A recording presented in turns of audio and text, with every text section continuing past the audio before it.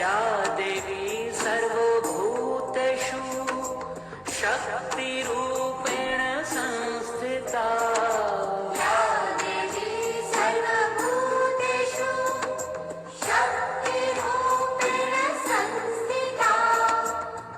नमस्तस्यै नमस्तस्यै नमस्तस्यै नमो नमः नमस्तस्यै नमस्तस्यै नमस्तस्यै नमो नमः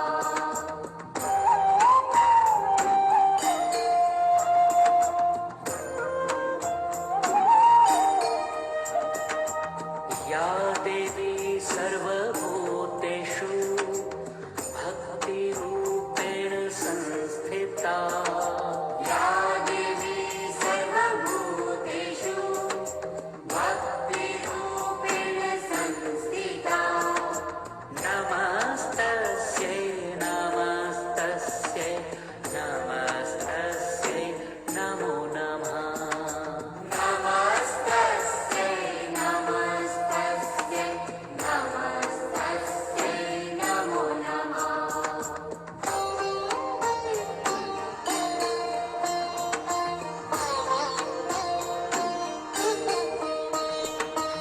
या देवी सर्वभूतेषु मातृरूपेण संस्थिता या देवी सर्वभूतेषु मातृरूपेण संस्थिता नमस्तस्यै नमस्तस्यै नमस्तस्यै नमो नमः नमस्तस्यै नमस्तस्यै नमस्तस्यै नमो नमः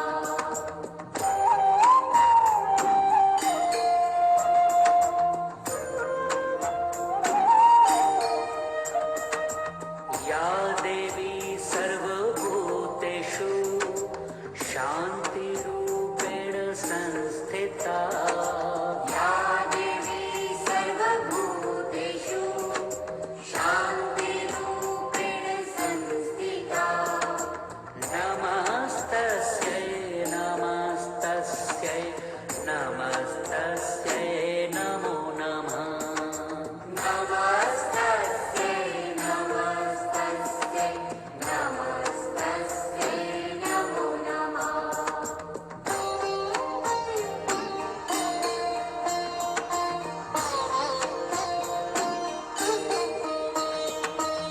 या देवी सर्वभूतेषु दयारूपेण संस्थिता या देवी सर्वभूतेषु दयारूपेण संस्थिता नमस्तस्यै नमस्तस्यै नमस्तस्यै नमो नमः नमस्तस्यै नमस्तस्यै नमस्तस्यै नमो नमः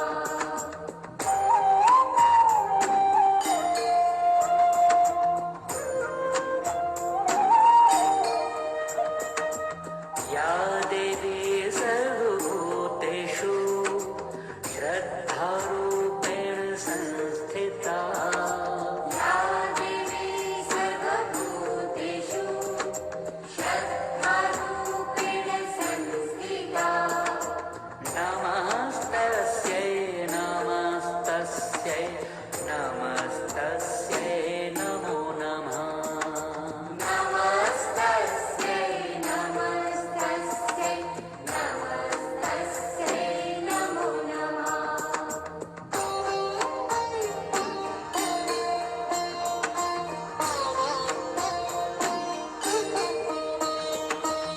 या देवी सर्वभूतेषु लज्जारूपेण संस्थिता या देवी सर्वभूतेषु लज्जारूपेण संस्थिता नमस्तस्यै नमस्तस्यै नमस्तस्यै नमो नमः नमस्तस्यै नमस्तस्यै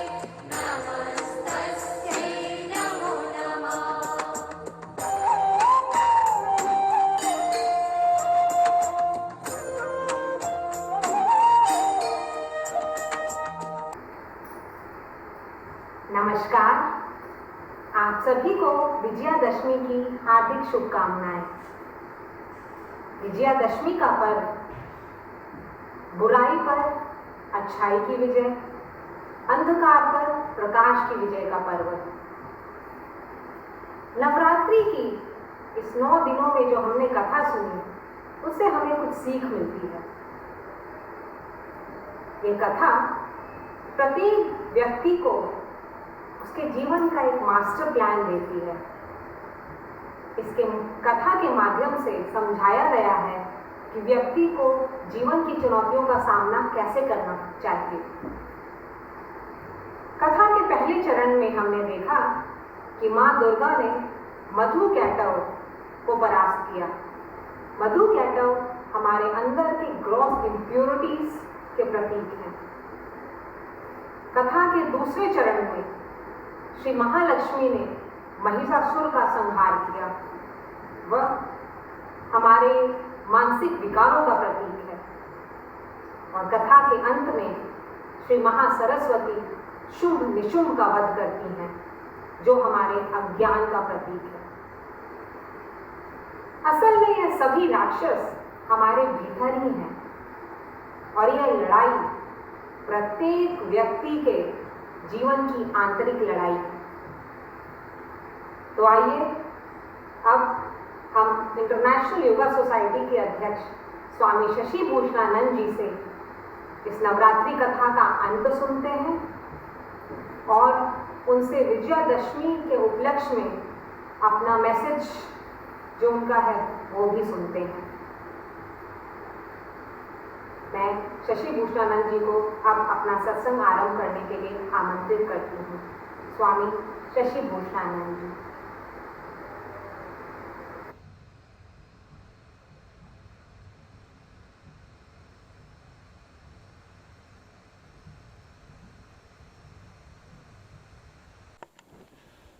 ओम ब्रह्मानंदम परम सुखदम केवलम ज्ञानमूर्तिम द्वंद्वातीतम गगन सदृशम तत्वमस्यादिलक्ष्यम एकम नित्यं विमलमचलम सर्वधि साक्षिभूतम भावातीतम त्रिगुणरहितम सद्गुरुः तं नमामि सद्गुरुः तं नमामि सद्गुरुः तं नमामि। ओम शांति शांति शांति। आप सब में विद्यमान परमात्मा को नमस्कार है। आज हम लोगों के देवी पूजा का 10वां दिन है और इस 10वें दिन में विजयदशमी का पर्व मनाया जाता है। लेकिन उस दिन, विजयदशमी के दिन, अभी कुछ कथा का जो अंतिम उपसंहार है वो बाकी है। उस उपसंहार को करते हुए हम लोग विजयदशमी के बारे में चर्चा करेंगे। तो देवी की कथा का उपसंहार का करने से पहले देवी की स्तुति करेंगे और देवी का ध्यान करेंगे। ओम देवी प्रपन्नाति हरे प्रसीद प्रसीद मातर जगतोऽखिलस्य प्रसीद विश्वेश्वरि पाहि विश्वं त्वमीश्वरी देवी चराचरस्य। ओम ऐं श्री लक्ष्म्यै नमः। ओम ऐं श्री सरस्वत्यै नमः। ओम दुं दुर्गै नमः। या कुंदेन्दु तुषारहार धवला या शुभ्रवस्त्रावृता या वीणावरदण्डमण्डितकरा या श्वेत पद्मासनां या ब्रह्माच्युत शंकर प्रभृतिभिर्देवैः सदा वंदिता सा मा पातु सरस्वती भगवती निःशेष जांज्ञापहा।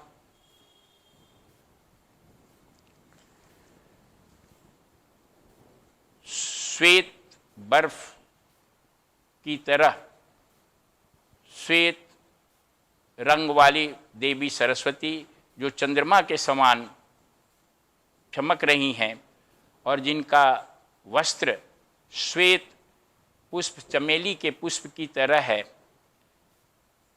जिनके हाथों में वीणा और वरदंड सुशोभित है और जो ये श्वेत कमल पर आसीन हैं, जिनकी वंदना ब्रह्मा, विष्णु, शिव और अन्य देवी देवता कर रहे हैं, जो सभी प्रकार की जड़ता और मूढ़ता को समाप्त करने वाली हैं, ऐसी सरस्वती देवी हमारी रक्षा करें और हमें सदा बनाए रखें।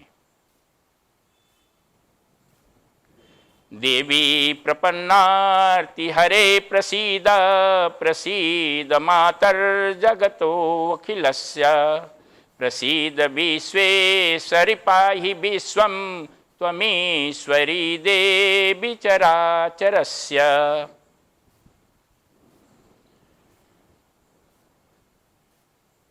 विजयदशमी देवी पूजा का अंतिम दिन है, लेकिन हम लोगों ने पिछले दिन थोड़ी कथा में अंत नहीं हुई थी, उस कथा का अंत करने के बाद विजयदशमी की चर्चा करेंगे। रक्त बीज जो है वो चंडिका देवी के सामने बहुत बड़ी सेना लेकर के आया और वो देवी पर भयंकर रूप से प्रहार किया। रक्त बीज को वरदान प्राप्त था कि उसके शरीर से अगर प्रहार कोई करता है तो शरीर से गिरे हुए प्रत्येक बूंद से उसी की तरह के राक्षस पैदा हो जाएंगे। अब इसलिए जब भी देवी रक्त बीज को मारने के लिए कुछ भी अस्त्र शस्त्र का प्रयोग करती तो उसके शरीर से जो रक्त की बूंदें निकलती थी, असंख्य रक्त बीज की तरह असुर पैदा हो जाते हैं। यह देख करके देवता लोग बहुत दुखी हुए, लगा कि चारों तरफ केवल असुर ही असुर हो गए। चंडिका देवी ने तब काली देवी को कहा। काली देवी पैदा हुई थी चंडिका देवी के भौहों से, ललाट से, और उनका वर्णन मैंने बताया था कि वो स्केलेटन मतलब कंगाल की तरह लग रही थी। उनके शरीर में मुंडमाल के वस्त्र थे, उनकी बहुत विशाल मुखमंडल था, जीभ बाहर निकली हुई थी। तो चंडिका देवी ने काली देवी को निवेदन किया कि आप अपने मुख को और बढ़ाइए और इस राक्षस का जो रक्त है उसको अपने खप्पड़ में इकट्ठा करके सारे रक्त को आप पी जाइए, जिससे कि इसका रक्त पृथ्वी पर ना आए। कालिका देवी ने यही करना शुरू किया। उधर चंडिका देवी रक्त बीज पर प्रहार कर रही थी और इधर कालिका देवी पूरे रण क्षेत्र में घूम घूम करके जहाँ जहाँ वो रक्त बीज जाता था उसके प्रत्येक रक्त के बूंद को वो पीती जा रही थी। इस प्रकार से जब तक उसके शरीर में खून की धार निकलती रही कुछ देर तक, तब तक तो वह जिंदा रहा, लेकिन कुछ देर के बाद चूँकि अब कोई नया रक्त बीज नहीं पैदा हो रहा था, इसलिए वो मर गया। इसमें एक बड़ा भारी मैसेज है। रक्त बीज व्युत्थान चित्त का प्रतीक है। व्युत्थान चित्त के बारे में बताया गया था कि जिसकी जो वृत्ति है वो बहिर्मुखी हो, विषयाकार वृत्ति वाला। रक्त बीज के प्रत्येक बूंद से उसी के जैसा राक्षस पैदा हो जाता था। जब आपका मन चंचल होगा, बहिर्मुखी होगा, व्युत्थान चित्त की अवस्था में आपका मन होगा, तो उससे निकले हुए एक विचार के बदले में अनेक विचार पैदा हो जाएंगे। जब आदमी चिंतित रहता है तो विचार की जो क्रिया है वो रुकती नहीं है, या क्रोधित होता है या अन्य किसी भी प्रकार से जिसका मन बाहर के विषयों पर घूमता रहता है, चाहे काम से, क्रोध से, लोभ से, मत्सर से, तो आप देखेंगे कि उसी विषय के बहुत सारे विचार जो है मन में उठने लगते हैं। कालिका देवी को कहा गया कि आप इसके रक्त को पी जाइए। कालिका देवी जो है वो परमात्मा के प्रतीक हैं, दैवी शक्ति के प्रचायक हैं। यानी उसको बाहर गिरने ना दीजिए पृथ्वी पर।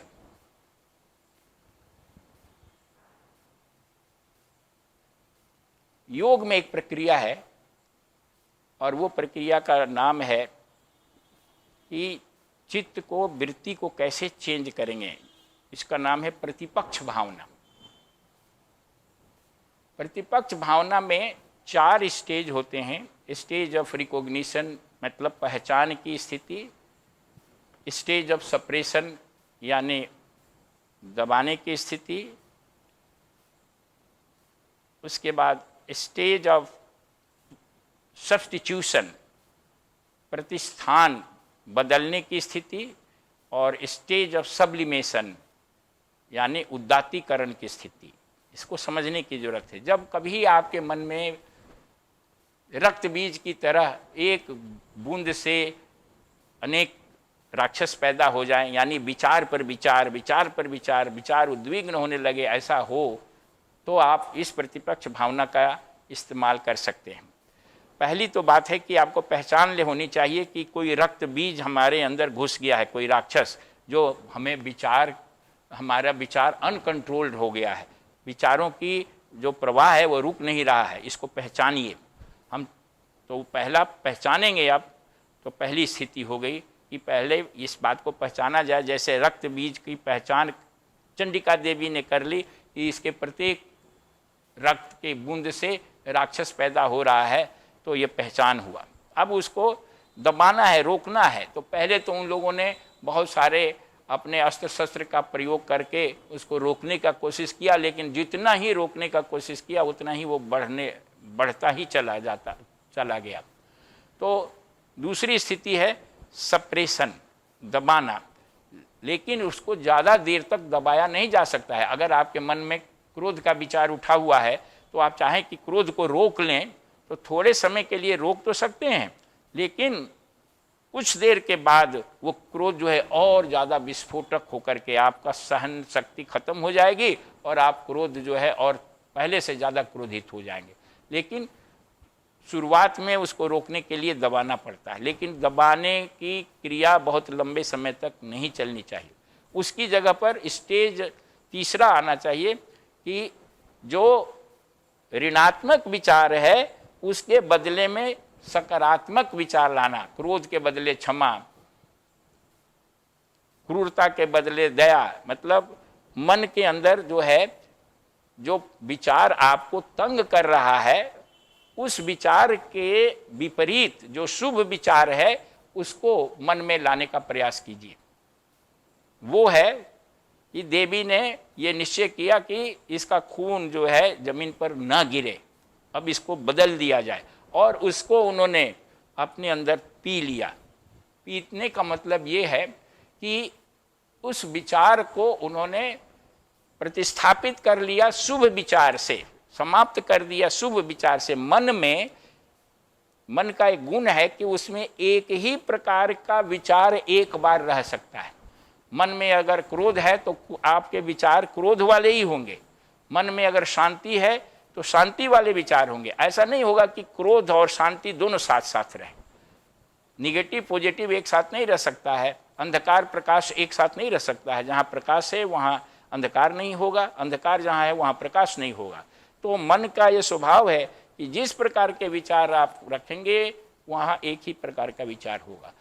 तो जब आप अशुभ विचार के बदले शुभ विचार को मन में लाएंगे तो उदात्तीकरण हो जाता है। स्टेज ऑफ सब्लिमेशन एक प्रक्रिया होती है कि आपके ऋणात्मक विचार जो हैं वो शुभ विचार में बदल जाते हैं। यानी कालिका देवी के पेट में सारे रक्त चले गए तो एक भी असुर रक्त बीज नहीं पैदा हुआ। तो इस प्रकार से रक्त बीज का संहार हुआ। ये भी एक प्रतीक बात है।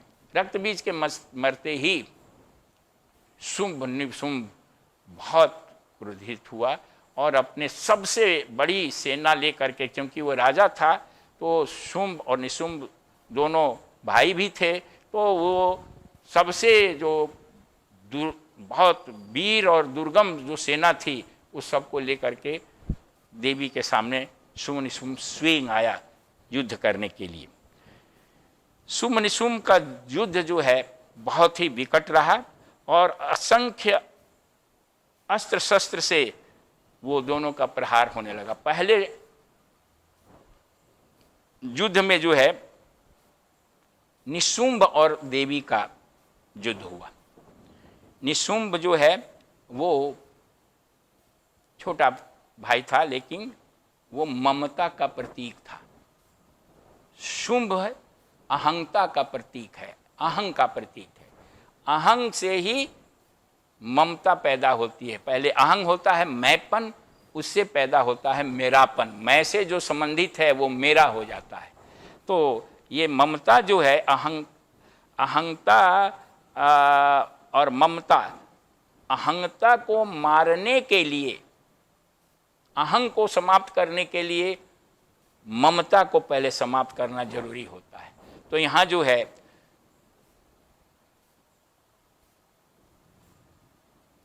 शुंभ निशुंभ में सबसे पहले जो है निशुंभ आया लड़ने के लिए, और वो जैसा मैंने बताया कि निशुंभ जो है वो ममता, माइनस का प्रतीक है। लेकिन ये जो ममता है वो अहंता का ही एक रूप है।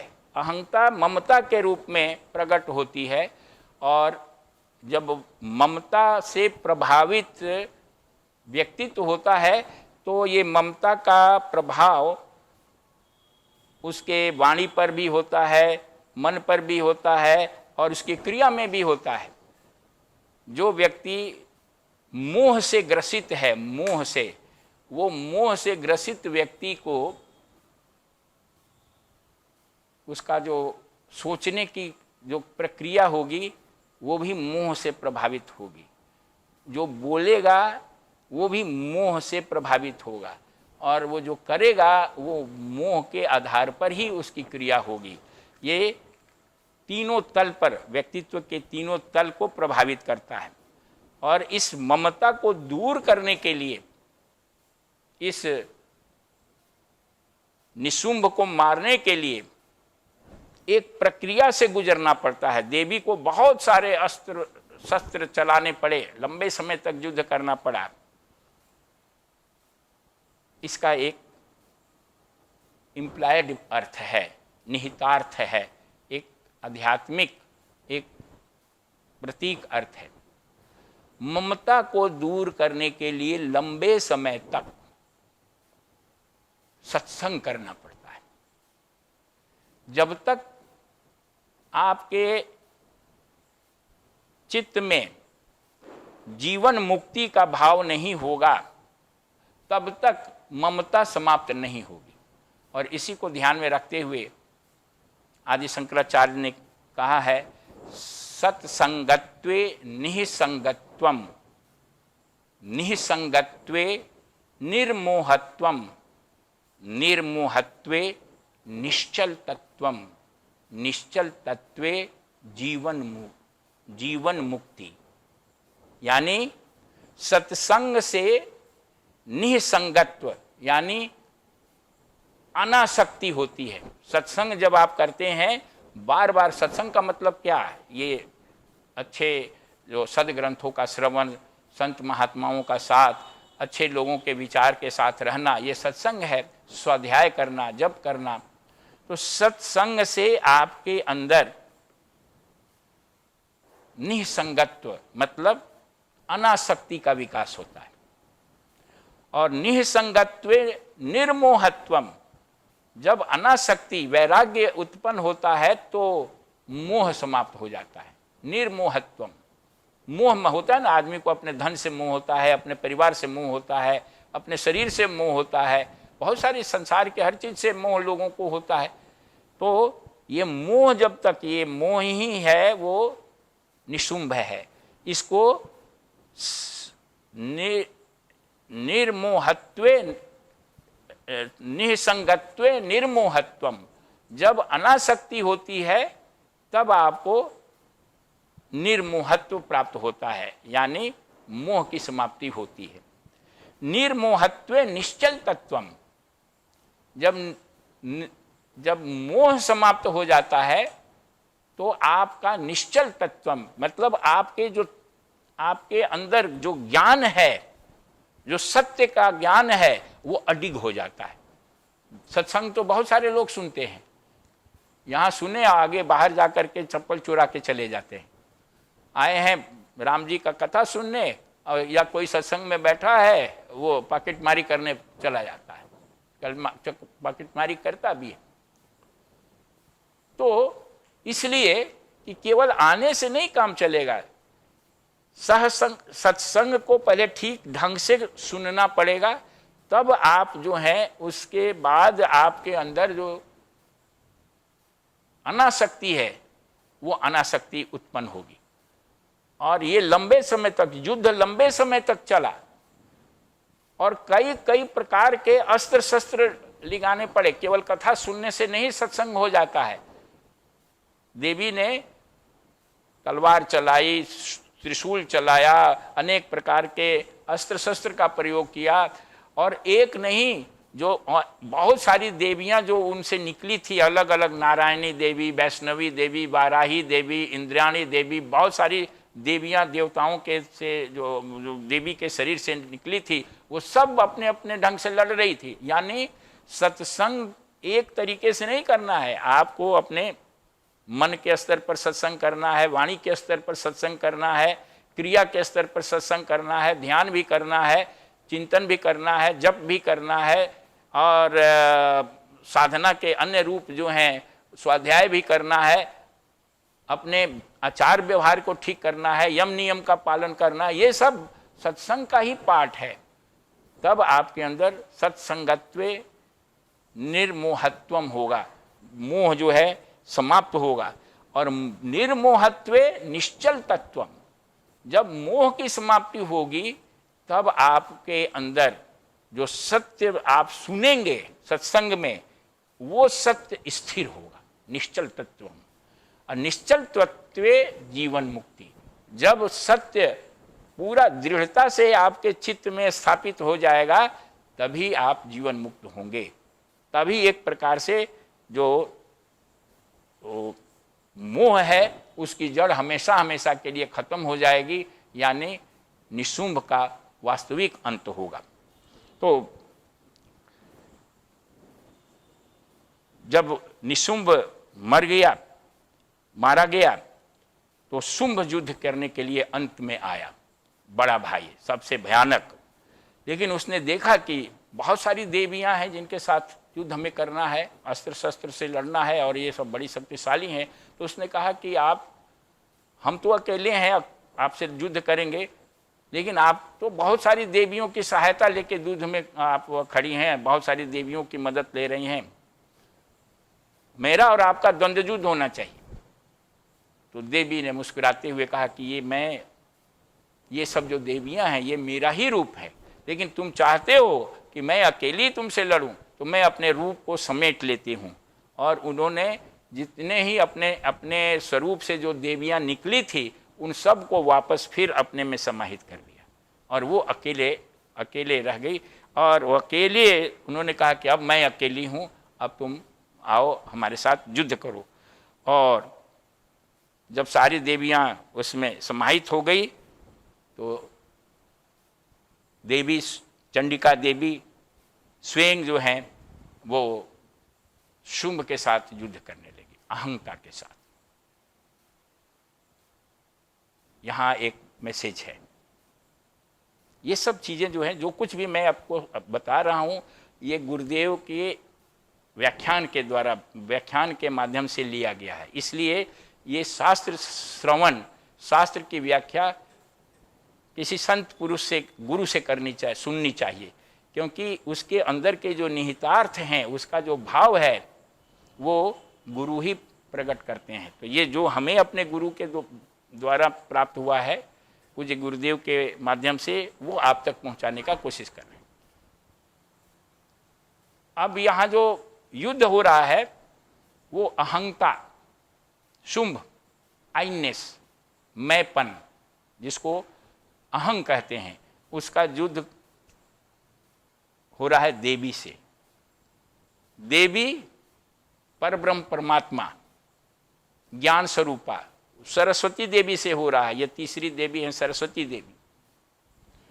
ये मैसेज दे रहा है कि अहंकार को, मैपन को दूर करने के लिए, मैपन जो है अज्ञान का प्रतीक है, और ये जो अज्ञान है इसको अविद्या भी बोलते हैं। तो इसको ज्ञान से ही दूर किया जा सकता है। पंच क्लेश होते हैं। ये अहंता निकलती कहाँ से? अहंग कहाँ से निकलता है? अहंग निकलता है अविद्या से। अविद्या, अस्मिता, राग, द्वेष और अभिनिवेश, ये 5 क्लेश हैं। क्लेश कष्ट देने वाले चीज। सबसे पहले जीव पर अविद्या का प्रभाव होता है। अविद्या से जब जीव प्रभावित होता है तो अविद्या के प्रभाव होते ही उसमें अहंता आ जाती है, मैंपन आ जाता है। इसलिए अविद्या को अगर दूर करना है तो उसके विद्या से दूर कर सकते हैं, ज्ञान से दूर कर सकते हैं। अब यहाँ जो युद्ध हो रहा है वो अविद्या, अहंकार और देवी ज्ञान, उनके साथ युद्ध हो रहा है। और उस युद्ध में जो है देवी शुंभ को का वध कर देती है। जब शुंभ का वध हो जाता है तो सारे सृष्टि में देवताओं के द्वारा तो उत्सव मना ही जाता है, वो स्तुति करने लगते हैं। सारे सृष्टि में एक रूपांतरण आ गया, एक बदलाव आ गया कि नदियों की धारा उस समय उल्टी हो गई थी। जब शुंभ निशुंभ थे, नदियों की धारा ठीक हो गई। तेज, उस समय सूरज का तेज जो था मंद हो गया था, सूरज अपने पूरे तेज में चमकने लगे। बहुत सारे कालक्रम जो है, विधि व्यवस्था जो अस्त व्यस्त हो गई थी, वो सब विधि व्यवस्था ठीक हो गई संसार में।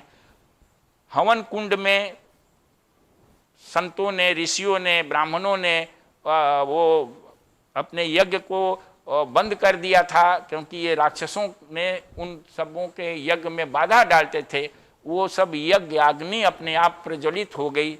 इस प्रकार से बहुत सारे सकारात्मक चेंज आ गए।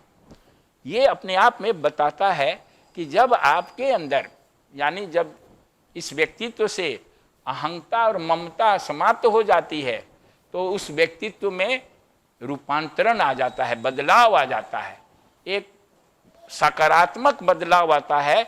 और वो सकारात्मक बदलाव ये है कि व्यक्ति के अंदर की जितनी भी गड़बड़ियां होती हैं, दोष दुर्गुण होते हैं, वो सारे दोष दुर्गुण जो हैं वो समाप्त हो जाते हैं और वहाँ सकारात्मक परिवर्तन आ जाता है, उत्सव बन जाता है। देवता लोग स्तुति करने लगे, पुष्प वृष्टि करने लगे, अप्सराएं नृत्य करने लगी और उसके साथ साथ गंधर्व लोग विभिन्न प्रकार के संगीत करने लगे। यानी चारों तरफ उत्सव का दृश्य हो जाता है। और देवताओं ने जो देवी की प्रार्थना की उसके कुछ श्लोक यहाँ पढ़ेंगे और उसके साथ उसकी थोड़ी सी व्याख्या करेंगे, फिर उसकी चर्चा करेंगे। देवताओं ने देवी की चर्चा, देवी की स्तुति प्रार्थना इस प्रकार करना आरंभ किया। देवी प्रपन्नार्ति हरे प्रसीद प्रसीद मातर जगतो अखिलस्य प्रसीद विश्वेश्वरि पाहि विश्वं त्वमीश्वरी देवी चराचरस्य आधारभूता जगदत्त्वमेका महीस्वरूपेण यतः स्थितासि अपां स्वरूपस्थितया त्वयेतद् आप्यायते कृतस्मङ्गलयर्वीर्ये त्वं वैष्णवी शक्तिरत्नवीर्या विश्वस्य बीजं परमासि माया सम्मोहितं देवी समस्तमेतत् त्वं वै प्रसन्ना भुवि मुक्तिहेतुः विद्याः समस्तास्तव देवी भेदाः स्त्रियः समस्ता सकना जगत्सुः त्वयैकया पूरितं अम्बयेतत् का ते स्तुति स्तव्य परापरोक्ति। बहुत लंबी स्तुति है देवताओं द्वारा। ये जो चंद हमने श्लोक पढ़े हैं उसका सारांश ये है कि हे देवी, शरणागत की पीड़ा दूर करने वाली देवी, हम सब पर आप प्रसन्न होइए। संपूर्ण जगत की माता, हम लोगों पर प्रसन्न होइए। हे विश्वेश्वरी, विश्व की ईश्वरी, विश्व की रक्षा करो।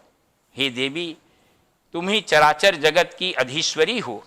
तुम इस जगत का एकमात्र आधार हो।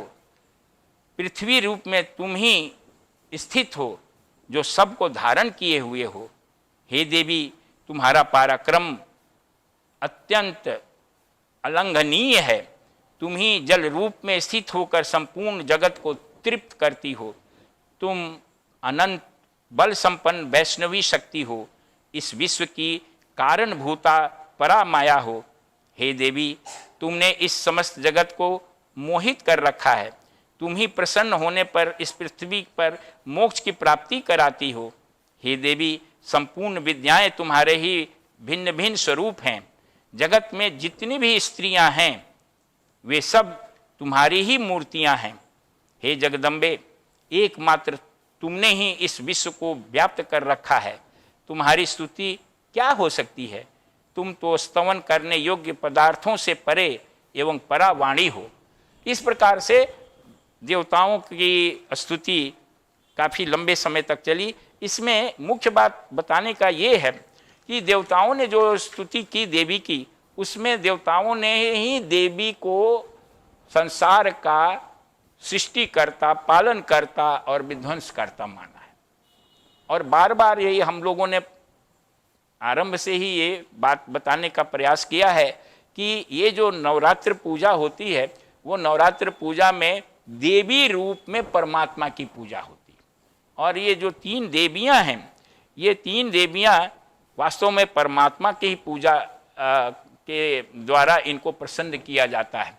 और ये जो प्रार्थना है वो ठीक जो वैदिक प्रार्थना हम लोग करते हैं वो उसकी तरह है, उसकी ही तरह है। वैदिक प्रार्थना में सर्वे भवन्तु सुखिनः, सर्वे सन्तु निरामयाः, सर्वे भद्राणि पश्यन्तु, माँ कश्चित् दुख भाग भवेत्।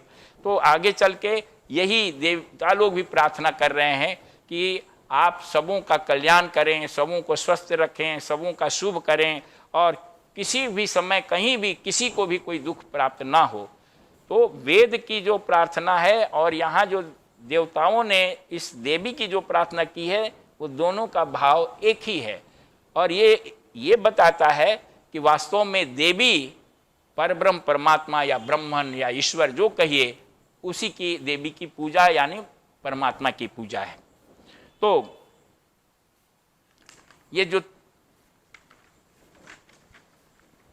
3 देवियों के रूप में जो इस नवरात्र में पूजा हुई और जिन जिन असुरों को मारा इन तीनों देवियों ने, वो वास्तव में जीव को आत्म साक्षात्कार प्रदान करने के लिए एक प्रकार का मार्गदर्शन देता है।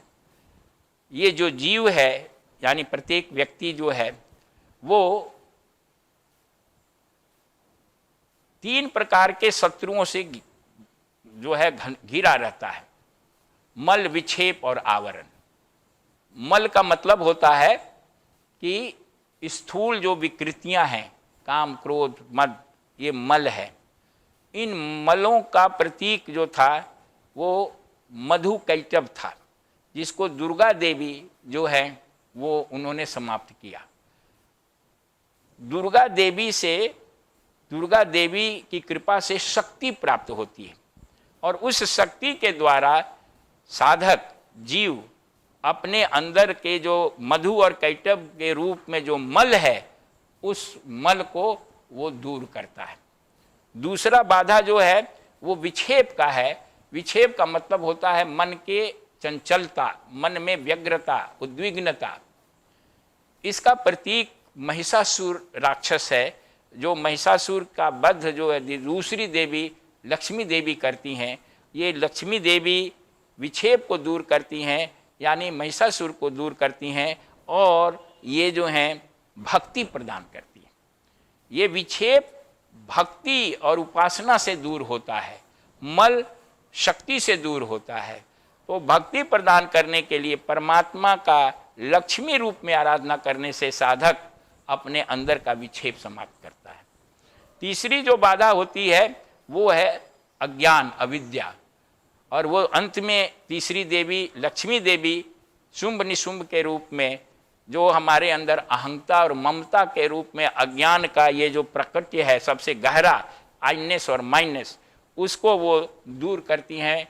तो उसको समाप्त करने के लिए लक्ष्मी देवी सरस्वती देवी की तरफ से हम लोगों को शक्ति प्राप्त होती है, मार्गदर्शन मिलता है, और वो जब अविद्या समाप्त हो जाती है तो लक्ष्मी देवी की कृपा से जीव मुक्त हो जाता है, उसको मुक्ति मिल जाती है।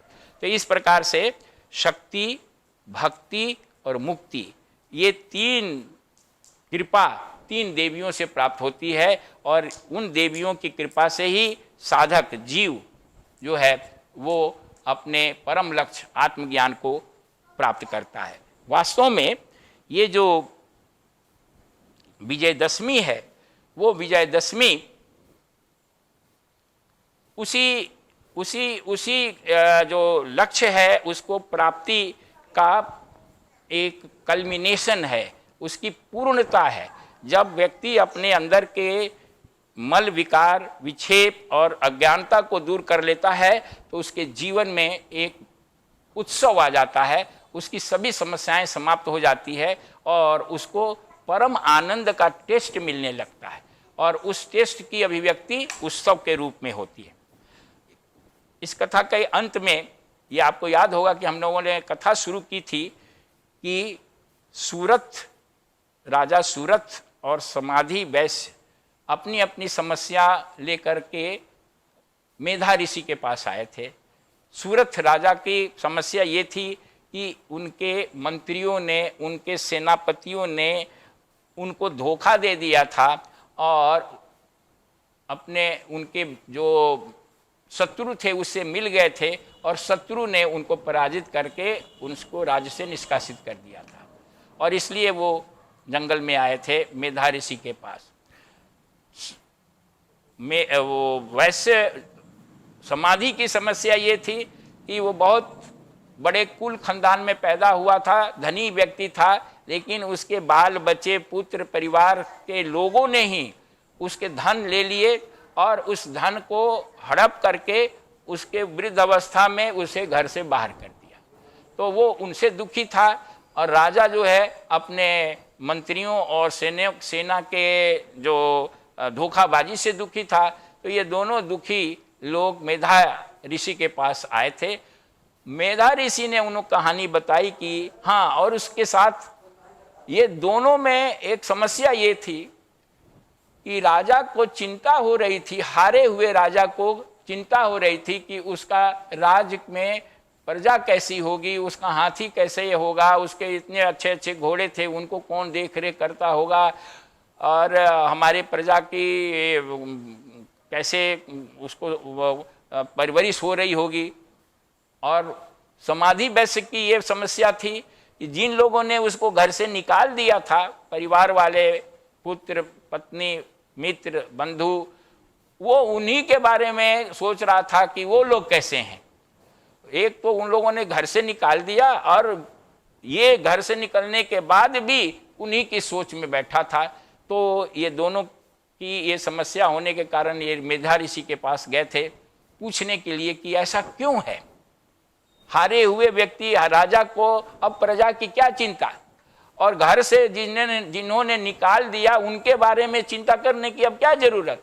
लेकिन वो दोनों के दोनों चाह करके भी इस दुख से अपने को हटा नहीं सकते थे। तब मेधा ऋषि ने ये कहानी सुनाई जो आप पिछले 9 दिनों से सुन रहे हैं।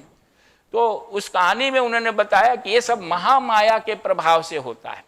ये महामाया देवी जो हैं वो व्यक्ति के मन को भ्रमित कर देती हैं, और व्यक्ति के मन को भ्रमित कर देने से, अज्ञान से भ्रमित कर देने के कारण, ये महामाया के कारण ही ये व्यक्ति ऐसा सोचता है और ऐसा कार्य करता है। इसलिए उन लोगों ने पूछा था कि हम लोग अपने इस दुख से कैसे मुक्त हों। तो मेधा ऋषि अब कथा सुनाने के बाद कहते हैं कि हे देवी सूरत और वैश्य, आप लोग जो हैं उसी देवी की आराधना कीजिए जो महामाया है, जिसकी ब्रह्मा जी ने आराधना की थी। विष्णु मायेति सप्तिता, मतलब विष्णु भगवान को जगाने के लिए जब वो मधु कैटभ से भयभीत हो रहे थे, तो आप जो हैं आप लोग उस देवी दुर्गा देवी की आराधना कीजिए, वो आपकी माया को दूर करेंगी। तब राजा सूरत और मेधा ऋषि ये दोनों जो हैं वो देवी की आराधना के लिए प्रसन्न अलग अलग जगह चले गए और उन लोगों ने बड़ी तपस्या की, देवी की आराधना की और देवी उनकी आराधना से प्रसन्न हुई। प्रसन्न होने ते ही देवी ने जो है उनको कहा कि आप क्या चाहते हैं, वर मांगिए, आपकी इच्छाएं पूरी होगी। राजा सूरत जो राजा थे उन्होंने कहा कि यदि आप प्रसन्न हैं तो मेरे जो शत्रु जो हमें पराजित कर दिए थे उनसे मुझे फिर राज्य मिल जाए, मैं अपने शत्रुओं को फिर से पराजित करके राज्य को प्राप्त कर लूं, और जब आगे मेरा जन्म हो तो हमें अडिग राज मिले, मेरा राज्य कभी भ्रष्ट ना हो, टूटे नहीं, मैं हमेशा राजा बना रहूं और कोई हमें पराजित ना कर सके। उन्होंने अपना राज्य मांगा और सूरत ये राजा ने राज्य मांगा और समाधि वैश्य देवी से कहा कि मुझे और कुछ नहीं चाहिए, मुझे वैराग्य दीजिए और मुझे मुक्ति दीजिए, मैं अब परिवार नहीं चाहता हूँ, इस संसार में आना नहीं चाहता हूँ, हम मुक्त होना चाहते हैं। देवी ने ये दोनों को दोनों वरदान दिया। राजा को कहा कि आपका शीघ्र ही राज्य प्राप्त हो जाएगा, आप अटल राज्य करेंगे, अगले जन्म में भी आपको जब राज्य मिलेगा उस राज्य से आपको कोई हटा नहीं सकेगा। और समाधि वैश्य को कहा कि आप जो हैं मुक्त हो जाएंगे, आपका फिर पुनर्जन्म नहीं होगा। अब यहाँ पर ये कथा का अंत हो गया। अब यहाँ पर थोड़ी सी एक मैसेज दिया गया है कि ये जो दोनों लोगों ने ये मांगा, एक ने मांगा कि हमें स्वराज्य चाहिए और दूसरे ने मांगा कि हमें मुक्ति चाहिए। ये वास्तव में ये दोनों जो है स्वराज्य मतलब राजा को क्या क्या होता है, राजा मतलब जिसके ऊपर किसी का नियम न चलता हो, वो सर्वोपरि है, उसके अंदर सब कुछ रहता है, वो किसी के अंदर नहीं रहता है। ये स्वतंत्र स्वराज्य की ये बात है। तो राजा सूरत ने कहा कि हम राज्य निष्कंटक राज्य प्राप्त हो। तो निष्कंटक राज्य प्राप्त होने का मतलब परम स्वतंत्रता, और उसने कहा कि हमें मुक्ति प्राप्त हो।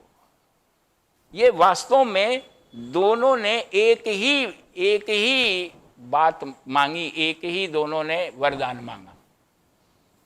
निष्कंटक राज्य यानी परम स्वतंत्रता तभी हो सकती है जब आत्मज्ञान होगा, मुक्ति प्राप्त होगी। जब तक व्यक्ति मुक्त नहीं होगा तब तक वो निष्कंटक राज्य नहीं कर सकता है। प्रत्येक जीव जो है, राजा सूरत जीव का प्रतीक है, जीवात्मा का प्रतीक है। प्रत्येक जीव जो है राजा सूरत है, लेकिन अज्ञान के कारण फिर वो आप एक उदाहरण बार बार जो दिया जाता है, एक सूरज आकाश में चमक रहा है और उसके धरती पर अलग अलग बर्तन में अलग अलग जल रखा हुआ है और सब में एक एक सूरज चमक रहा है, सब बर्तन में। वास्तव में प्रत्येक बर्तन का जो सूरज है वो वही एक सूरज की ही छाया है, प्रतिबिंब है। एक ही सूरज उस सब बर्तन में चमक रहा है, लेकिन अज्ञान के कारण अलग अलग बर्तन का सूरज अपने आप को अलग समझता है। मैं कढ़ाई का सूरज हूँ, मैं बाल्टी का सूरज हूँ, मैं ड्रम का सूरज हूँ, मैं गंगा जी में चमकने वाला सूरज हूँ, मैं नाली का सूरज हूँ, मैं मिट्टी के बर्तन में चमक रहा हूँ। ये सब अलग अलग सूरज अज्ञान के कारण होता है। और अलग ये अज्ञान के कारण होने के कारण एक मिट्टी के बर्तन में जो सूरज चमक रहा है वो अपने आप को समझता है कि जो सोने के बर्तन में जो सूरज चमक रहा है उससे मैं छोटा हूं। वास्तव में वो दोनों प्रतिबिंब उस एक ही सूरज का है, लेकिन अब उसके कारण उसको अज्ञान हो रहा है कि मैं इस बर्तन में, मिट्टी के बर्तन में हूं, मेरा मूल्य कम है, वो सोने के बर्तन में है, उसका मूल्य ज्यादा है। ये अज्ञान है, ये अविद्या है, ये भ्रम है। राजा सूरत, अब ये जो है ये परम स्वतंत्रता नहीं है, वो मिट्टी के कारण अपने आप को छोटा समझता है, वो सूरज, वो स्वर्ण के कारण अपने आप को बड़ा महत्वपूर्ण समझता है। जब तक ये दोनों प्रतिबिंब अपना मूल स्वरूप, यानी ये मिट्टी के बर्तन वाला सूरज चाहे सोने के बर्तन वाला सूरज को जब ये ज्ञान हो जाए कि मैं वास्तव में आकाश में चमकने वाला सूरज हूं, तो फिर उसे मिट्टी के सूरज होने का या सोने में सूरज होने का न तो बड़ाई होगी, न तो उसके अंदर हीनता आएगी। ये हीनता और बड़ाई अज्ञान के कारण होती है जब तक हम एक जीव भाव में जीते हैं। राजा सूरथ ने मांगा कि हमें परम स्वतंत्रता का निष्कंटक राज मिले। तो निष्कंटक राज तभी मिलेगा जब इस जीव की उपाधि खत्म हो जाएगी। हम लोगों को उपाधि होती है, मैं ब्राह्मण हूं, कोई कहता है कि मैं शूद्र हूं, तो ये उपाधि है। जैसे आकाश इस कमरे में बंद है तो ये घटाकाश है, ये मतलब एक कमरे का आकाश छोटा है, लेकिन इसकी चारों दीवार तोड़ दीजिए तो ये आकाश बाहर वाले आकाश के साथ एक ही मिला हुआ है। केवल दीवार के कारण ये छोटा आकाश दिखता है। ये दीवार जो है वो उपाधि है। तो उपाधि जब तक रहेगी तब तक स्वतंत्रता नहीं रहेगी, और जब ज्ञान जब प्राप्त हो जाएगा तो ये उपाधि खत्म हो जाएगी। तो राजा सूरथ ने भी जो प्राप्त किया, इसलिए सबसे अच्छी बात यह होती है कि जीवन जीते समय, व्यवहारिक जीवन जीते समय यदि हम लोग आत्मा में अवस्थित हैं, जीवन मुक्त हैं, तो जीवन का भोग करते हुए भुक्ति और मुक्ति, ये दो बात कही गई है। बहुत बड़े संत जो होते हैं वो आशीर्वाद देते हैं आपको भुक्ति और मुक्ति दोनों प्राप्त हो। भुक्ति का मतलब होता है संसार के भोग, परिवार भी हो, घर भी हो, धन दौलत भी रहे, प्रतिष्ठा भी रहे, इसको कहते हैं भुक्ति। लेकिन ये जो भुक्ति है, भोग है, उसमें अहंग भाव ना हो। भुक्ति में होते हुए भी आत्मा में स्थित रहें। एक व्यवहारिक सत्ता है, जैसे आपका किसी का संबंध है कि हम भाई भाई हैं, पिता पुत्र हैं, पति पत्नी हैं, तो एक तो व्यवहारिक संबंध हो गया। लेकिन व्यवहारिक संबंध निभाते हुए अंदर से ये समझें कि ये मेरा जो भाई है वो भी आत्मा है, हम भी आत्मा है, ये भी ईश्वर है, हम भी ईश्वर हैं। पति पत्नी भी इसी बात से सोचे कि हम सभी एक ही ब्रह्मन आत्मन हैं।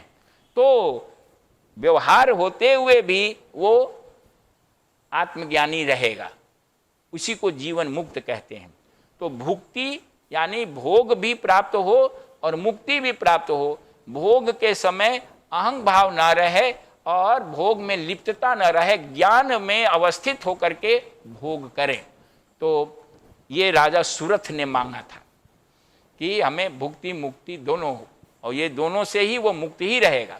और समाधि ने मांगा कि आवागमन का चक्र इसी जीवन में खत्म हो जाए, हमें कोई भुक्ति नहीं चाहिए, भोग नहीं चाहिए। तो वो भोग की इच्छा उसकी समाप्त हो गई थी। तो देवी ने उसको यही वरदान दिया, यानी प्रत्येक व्यक्ति को यही लक्ष्य है जीवन का कि वो इसी जीवन में आत्मज्ञान प्राप्त करके अपने सभी प्रकार के जो बंधन है उससे मुक्त हो जाए। बंधन से मुक्ति का नाम ही निर्माण है, आत्म साक्षात्कार है, ईश्वर साक्षात्कार है। अब यहाँ पर थोड़ा सा हम लोग एक इन देवियों का जो रूप है, अभी मुख्य 3 देवी के बारे में चर्चा किए थे, लेकिन इन देवियों की 10 विद्या के रूप में ये 3 देवियां जो हैं वो शास्त्रों में बताई गई हैं। ये वास्तव में 10 विद्या भी कोई और चीज नहीं है, बल्कि आध्यात्मिक साधकों में को प्राप्त होने वाले जो ऐश्वर्य हैं, वैभव हैं, गुण हैं, उसी का ये प्रतीकात्मक प्रस्तुति है। कौन कौन 10 महादेवी हैं और उनके छोटा छोटा उनका परिचय आध्यात्मिक दृष्टि से आपको देंगे। 10 महादेवी हैं।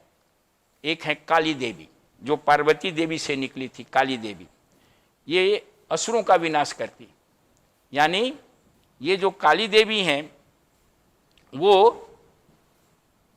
असुरों का विनाश का मतलब हमारे दोष दुर्गुणों को दूर करने वाली है। इनकी कृपा से हमारे अंदर के दोष दुर्गुण दूर होते हैं। दूसरी देवी को तारा देवी कहा गया।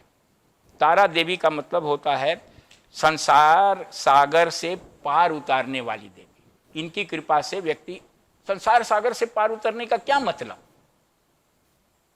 संसार सागर से पार उतरने का यह मतलब नहीं कि आदमी जब मर जाता है तो संसार सागर से पार हो गया। नहीं, मरने के बाद आपका ये केवल शरीर छूटता है, दूसरा शरीर फिर मिल जाता है, कुछ वर्षों के बाद फिर आप आ जाते हैं, फिर मरते हैं, फिर आ जाते हैं। यही तो क्रम चलते रहता है। पता नहीं कितनी बार हम लोग मरे हैं, कितनी बार आए।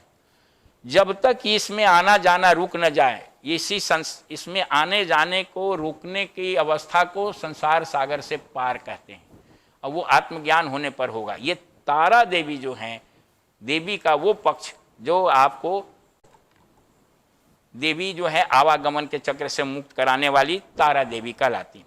तीसरी देवी को छिन्न मस्ता कहते हैं। छिन्न मस्ता का मतलब मस्तक को छिन्न करने वाली, हटाने काटने वाली। लेकिन छिन्न मस्ता देवी का मतलब होता है कि वो मस्तक, आदमी को अहंता जब होती है तो कहते हैं ना कि इसका दिमाग बहुत चढ़ा हुआ है, बहुत बड़ा बड़ा बात बोलता है, यानी इसका मस्तक बड़ा ऊंचा है, यानी ये घमंडी है। ये देखिए ना कितना घमंडी है ये। तो छिन्न मस्ता देवी की कृपा से व्यक्ति अपने अहंकार को पहचानता है और उस मस्तक को विनम्रता में बदल देता है, वो झुका देता है, विनम्र होता है। तो छिन्न मस्ता देवी आपको अपनी असली पहचान कराती हैं। हम पहचान अपनी करते हैं अज्ञानवश। हम यहाँ के सबसे रईस व्यक्ति हैं, हम बहुत शक्तिशाली हैं, हमारा बहुत ऊंची ऊंची पहुँच है, हम यहाँ सबसे बड़े ओहदे पर हैं, डायरेक्टर हैं कहीं के। तो ये हमारा जो है अहंकार का मस्तक ऊंचा हो रहा है। छिन्न मस्ता देवी जो हैं वो हमारे इस अहंकार के मस्तक को सही मस्तक में पहचान कराती है कि तुम ये नहीं हो, तुम वास्तव में ब्रह्मन हो, वास्तविक तुम ये नहीं हो, वास्तविक तुम परमात्मन हो। ये ज्ञान के द्वारा आपको एहसास कराती हैं। एक तो ये करती हैं, और दूसरा जो सांसारिक अहंकार आपका है उसको वो नम्र बना देती हैं, समाप्त करती हैं। षोडशी देवी या ललिता देवी। षोडशी देवी 16 कलाओं वाली देवी।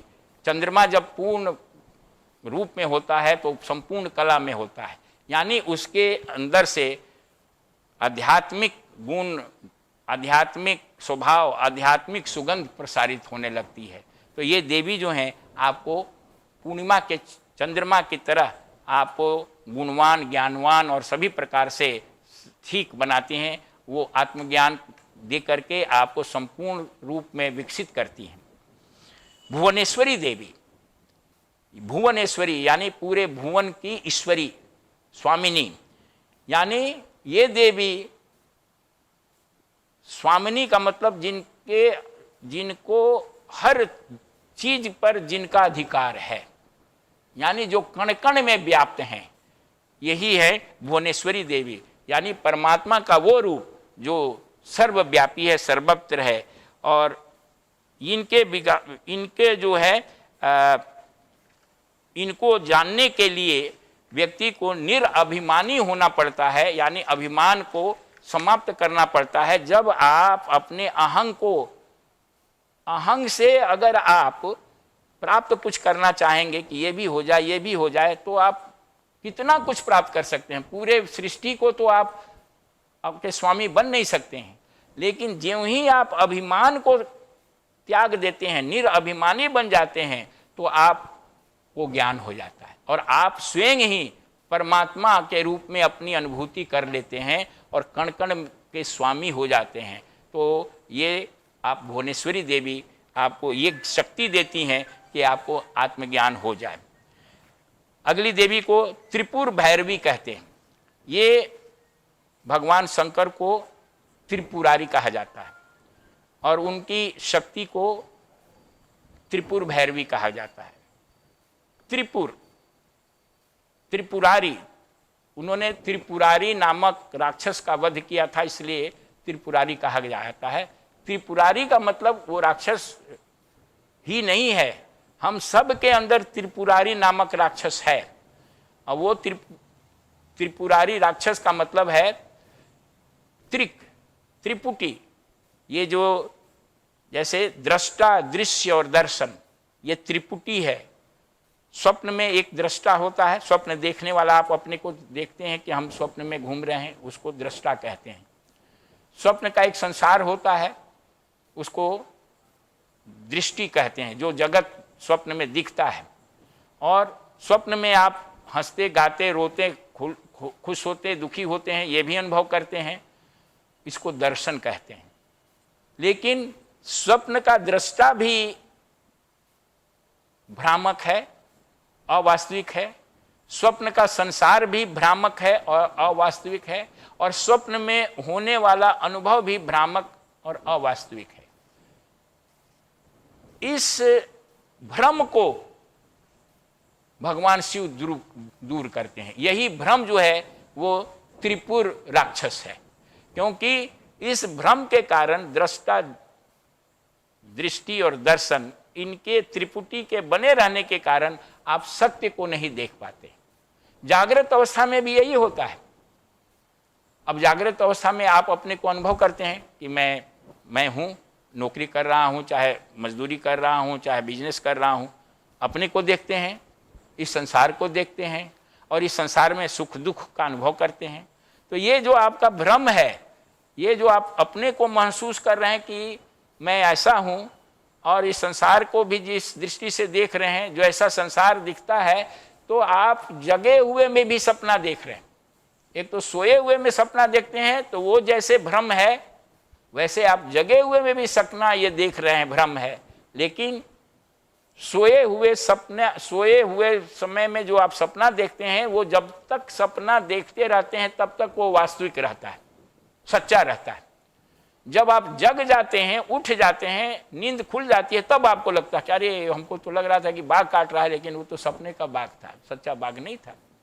उसी तरह से अभी जो आप अनुभव कर रहे हैं कि हम रोगी हैं, हम गरीब हैं, हम दुखी हैं, ये भी एक सपना ही है। तो जैसे सपना से जगने के बाद सपना मिथ्या, अवास्तविक लगता है, वैसे ही ये जागृत स्वप्न से जगने के बाद आपको ये जागृत स्वप्न अवास्तविक और मिथ्या लगेगा। और इससे जगने का मतलब आत्मज्ञान प्राप्त करना है। जब तक आप में ज्ञान नहीं प्राप्त होगा, तब तक आप इस स्वप्न से जग नहीं सकते हैं। और इस त्रिपुरारी, ये त्रिपुर राक्षस है, इसको भगवान शिव की कृपा से आप दूर कर सकते हैं। और वो जो कृपा प्राप्त होती है, वो त्रिपुर भैरवी, शिव जी की जो शक्ति है, उसके द्वारा प्राप्त होता है। उसी प्रकार से जो है धूमावती, 7वीं देवी हैं। धूमावती देवी जो हैं, वो जैसे अज्ञान के कारण आपको जो है भ्रम आप में पैदा हो जाता है, वैसे ही धूमावती देवी आसुरी शक्तियों को भ्रम में डाल देती हैं। उनके सामने धुंध पैदा कर देती हैं, धुआं फैला देती हैं, जिससे आसुरी शक्ति भी भ्रम में आ जाए। और जब आसुरी शक्ति भ्रमित होती है, तब आप उसको पराजित कर सकते हैं। तो आसुरी शक्ति यानी आपके दोष दुर्गुण, आपके दोष दुर्गुण खराबी जो है, उसको भ्रमित करके ये धूमावती देवी आपको उनके ऊपर विजय प्राप्त करने में आपको मदद करती है। बगलामुखी देवी, ये बगला कहते हैं बाज को, झपट्टे के साथ कोई चीज छीन लेता है अपना आहार। ये देवी जो है झपट्टे के साथ आपके मल विकार, विक्षेप और आवरण को छीन लेती हैं, इसलिए इनका नाम बगलामुखी देवी है। मातंगी देवी वो शिव को मातंग कहते हैं, मतंग, और शिव की शक्ति को मातंगी कहते हैं। तो शिव जो है वो ज्ञान प्रदान करते हैं, मंगल प्रदाता हैं, शुभदायक हैं, तो ये मातंगी उनकी शक्ति है, ये भी ये सारी चीज़ों प्रदान करती हैं। और 10वीं देवी का नाम है कमला देवी, कमला लक्ष्मी देवी को कहते हैं, और ये आपको हर प्रकार से पोषण करती हैं, धारण करती हैं, सहायता करती हैं, रक्षा करती हैं और सौभाग्य प्रदान करती हैं।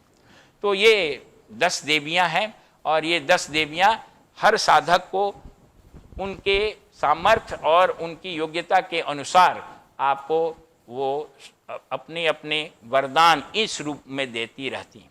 और ये जो वरदान होता है वो ये जो असुरों पर विजय होती है वो क्रमवार ढंग से होती है, क्रमिक रूप से होती है, एक बार में नहीं होती है। इसीलिए ये जितने असुरों के साथ युद्ध दिखाया गया है उसमें लंबे समय तक युद्ध की बात कही गई।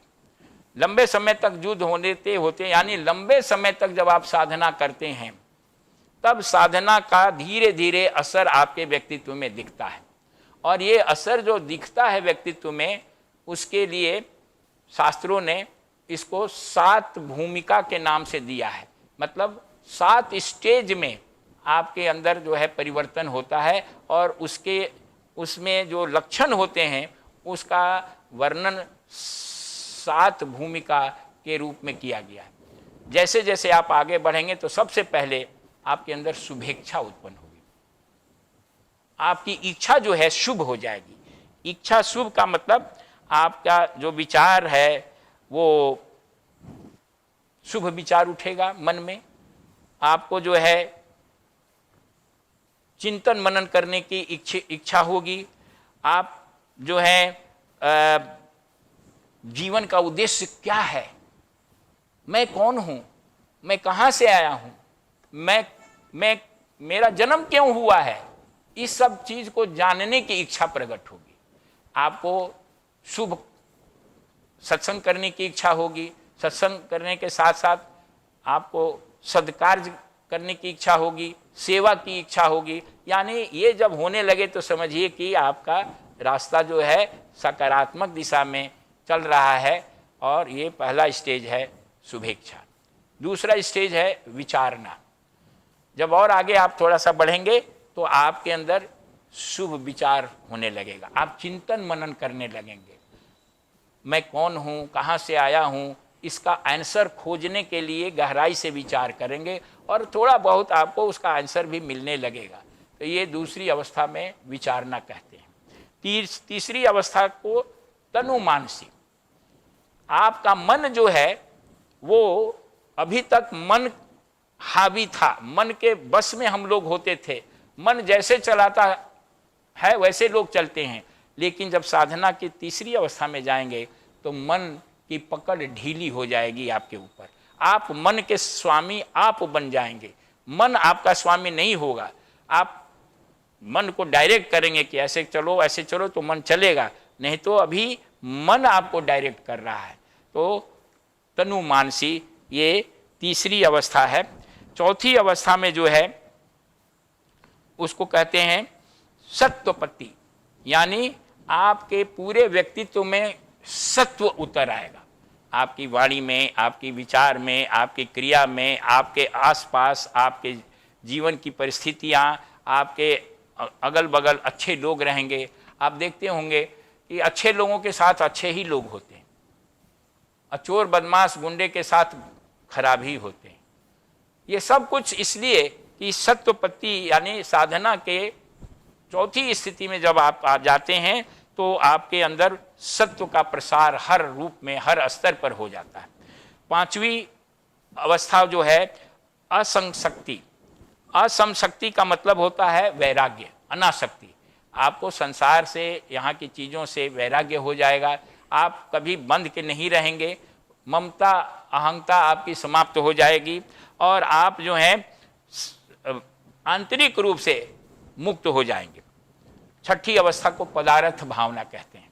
पदार्थ अभावना यानी ये जो मटेरियल वर्ल्ड है संसार का जगत है, ये इसमें रहते हुए भी आपके लिए ये नहीं रहेगा, इसका अभाव हो जाएगा। आप जगत में रहते हुए भी जगत से ऊपर हो जाएंगे। ये पदार्थ अभावना है। और अंतिम अवस्था तुरीय अवस्था है, ये भावातीत अवस्था है, जिसमें सभी प्रकार की सीमाएं समाप्त हो जाएगी और आप जो हैं अपने परम लक्ष्य आत्मज्ञान को प्राप्त कर लेंगे। और देवी पूजा का यही उद्देश्य है। देवी पूजा इसीलिए की जाती है कि आप जो है आत्मज्ञान प्राप्त करें। और जब ये आत्मज्ञान प्राप्त हो जाएगा तो आपके जीवन में विजयदशमी का उत्साह होने लगेगा। जैसे बताया गया कि देवी ने जब सारे असुरों का जब भी हुआ तो देवता लोग पुष्प बरसाने लगे, अप्सराएं नृत्य करने लगी, ऋषि मुनि स्तुति गान करने लगे, चारों तरफ खुशहाली छा गई। ये उसी का प्रतीक है कि जब आपके अंतिम दिन आत्मज्ञान होगा, विजयदशमी उसी दिन आ जाएगी जिस समय आत्मज्ञान होगा तो हर तरह की कष्ट, हर तरह की सीमा, हर तरह का दुख हमेशा हमेशा के लिए समाप्त हो जाएगा। ऐसा जब आप करते हैं तो इसी के लिए इसी विजयदशमी को प्राप्त करने के लिए जीव को प्रति पल, प्रति क्षण, प्रतिदिन, प्रत्येक जीवन में लगे रहना चाहिए। और आप केवल एक खास दिन के लिए विजयदशमी आपके लिए नहीं हो, बल्कि हर दिन आपके लिए विजयदशमी हो, इसका प्रयास करना चाहिए। तो इस भाव के साथ ये आज विजयदशमी के संदेश को यहीं विराम देते हैं। और इस विराम के पहले देवी सरस्वती के नामावली का थोड़ा सा पारायण करेंगे, सरस्वती नामावली का पाठ करेंगे। देवी को ध्यान में रखते हुए सरस्वती देवी को थोड़ा स्मरण करें और श्रद्धापूर्वक देवी को अपने चित्त में लाएं।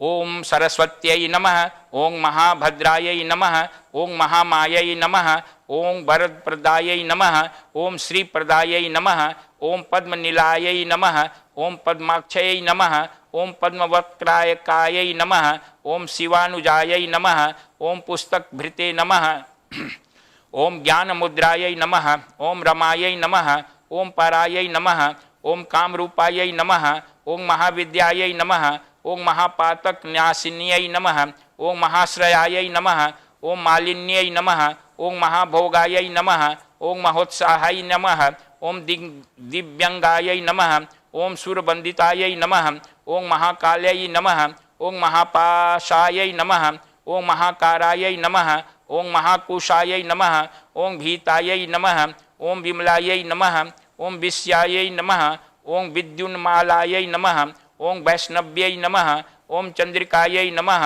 ओम चंद्रवदनायै नमः, ओम चंद्रलेखायै नमः, ओम विभूषितायै नमः, ओम सावित्र्यै नमः, ओम सुरासारायै नमः, ओम देव्यै नमः, ओम दिव्यालंकार विभूषितायै नमः, ओम वाग्देव्यै नमः, ओम वसुधायै नमः, ओम तीव्रायै नमः, ओम महाभद्रायै नमः, ओम महाबलायै नमः, ओम भक्तायै नमः, ओम भारतेयै नमः, ओम भामायै नमः, ओम गोविंदायै नमः, ओम गोमत्यै नमः, ओम शिवायै नमः, ओम जटिलायै नमः, ओम विंध्यवासिन्यै नमः, ओम विंध्याचल विराजितायै नमः, ओम चंडिकायै नमः, ओम वैष्णव्यै नमः, ओम ब्रह्म्यायै नमः, ओम ब्रह्मज्ञानैक साधनायै नमः, ओम सौदामिन्यै नमः, ओम सुधामूर्त्यै नमः, ओम सुभेदायै नमः, ओम सुरपूजितायै नमः, ओम सुभासिन्यै नमः, ओम सुनासायै नमः, ओम विनिद्रायै नमः,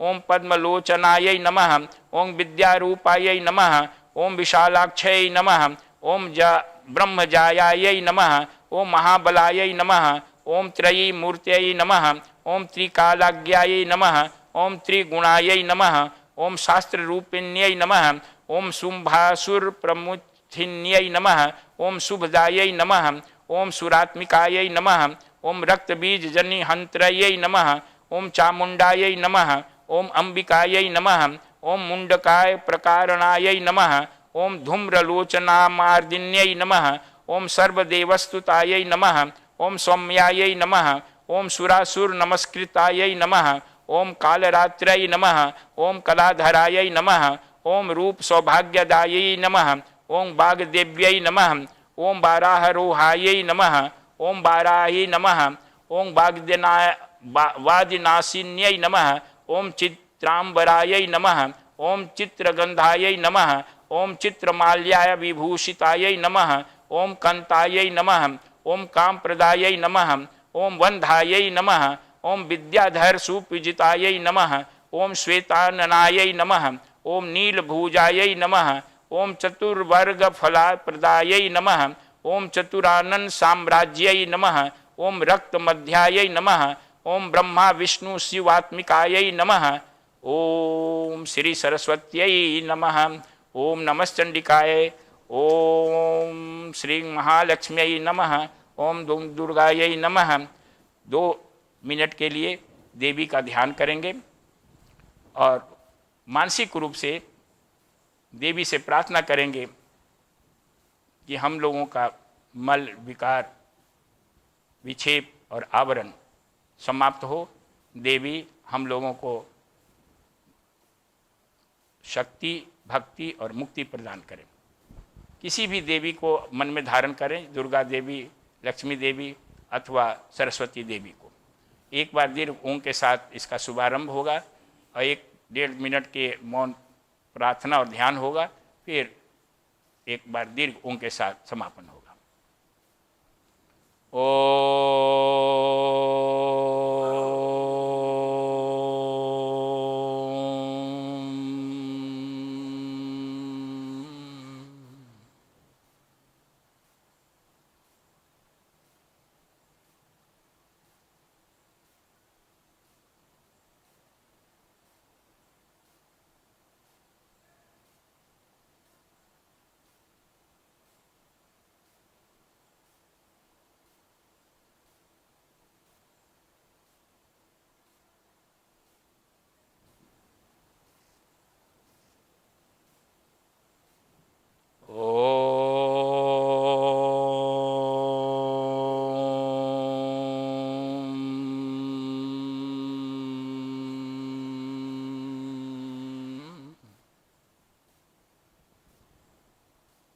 ओम नमश्चंडिकायै, ओम श्री महालक्ष्म्यै नमः, ओम ऐं श्रीं सरस्वत्यै नमः।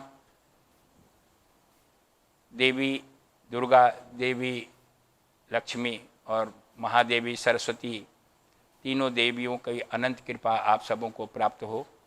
देवी दुर्गा आपके जीवन को शक्ति से भर दें। देवी लक्ष्मी आपके जीवन में भौतिक और आध्यात्मिक ऐश्वर्य प्रदान करें और महादेवी सरस्वती आपको आवागमन के चक्र से मुक्ति का वरदान दें, जिससे कि आपका अज्ञान समाप्त हो। आप अपने जीवन में सुख, शांति, समृद्धि के साथ साथ आत्मज्ञान की प्राप्ति इसी जीवन में करें और हमेशा हमेशा के लिए अपने सभी संकट, सभी परिसीमाएं और सभी दुखों से ऊपर उठ जाएं, उनको समाप्त कर दें। इन्हीं सद्भावना के साथ आज का ये इस वर्ष का जो देवी पूजा का कार्यक्रम है पूरा करते हैं और अभी शांति पाठ के साथ इस कार्यक्रम का अंत होगा। ओम असतो मा सद्गमय, तमसो मा ज्योतिर्गमय, मृत्युर्माम अमृतं गमय, सर्वेषां स्वस्तिर्भवतु, सर्वेषां शान्तिर्भवतु, सर्वेषां पूर्णं भवतु, सर्वेषां मंगलं भवतु, सर्वे भवन्तु सुखिनः, सर्वे सन्तु निरामयाः, सर्वे भद्राणि पश्यन्तु, मा कश्चित् दुःखभाग् भवेत्। असतो मा सद्गमय, तमसो मा ज्योतिर्गमय, मृत्युर्माम अमृतं गमय।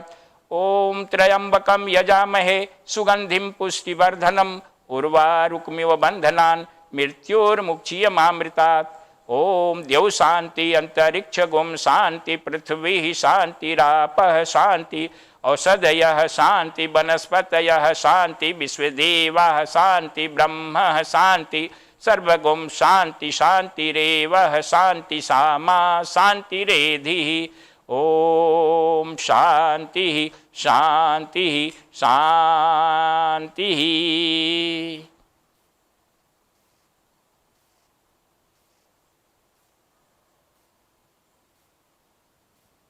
आप सबों को अपनी ओर से, आश्रम की ओर से हार्दिक आभार और धन्यवाद।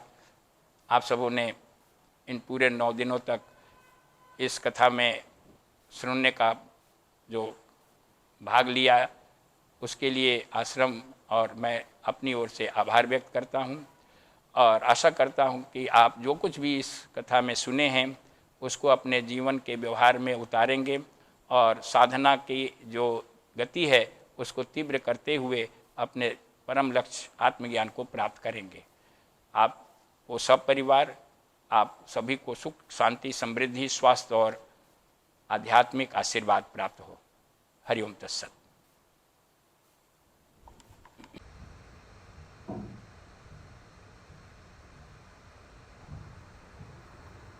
अभी आपने स्वामी शशि भूषणानंद जी से प्रेरक सत्संग सुना। आशा है आप उससे लाभान्वित हुए होंगे। मैं सभी भक्तों की ओर से उनका हमारा मार्गदर्शन करने के लिए आभार व्यक्त करती हूँ और इंटरनेशनल योगा सोसाइटी की तरफ से आप सभी भक्तों का इस सत्संग में सम्मिलित होने के लिए धन्यवाद ज्ञापित करती हूँ। जैसा आपको पता है, ये सत्संग हमने नवरात्रि के दौरान प्रतिदिन आयोजित किया है और इसके सारे वीडियोस YouTube पर अब उपलब्ध हैं। आप जब भी चाहें YouTube चैनल पे जाके हमारे ये सत्संग सुन सकते हैं। आप हमारे वीडियोस को लाइक, शेयर और सब्सक्राइब करें, जिससे जब भी हम फ्यूचर में और भी नए वीडियोस डालेंगे आपको उसका अपडेट मिल जाएगा। अब हमारी जगत जननी मां से हाथ जोड़कर विनती है कि वो आप पर और आपके परिवार पर सुख, शांति, समृद्धि बनाए रखें। आप जल्द ही भक्ति, शक्ति, मुक्ति का मार्ग का पालन करें और अपने जीवन के परम लक्ष्य को प्राप्त करके परमानंद का अनुभव करें। अब इन्हीं शब्दों के साथ हम आरती की तरफ बढ़ते हैं और आरती के बाद ये जो नवरात्रि सत्संग 9 दिनों का हमारा प्रतिदिन चला आ रहा था, उसका क्रम इस आरती के बाद समाप्त होगा। हरि ओम तत्सत।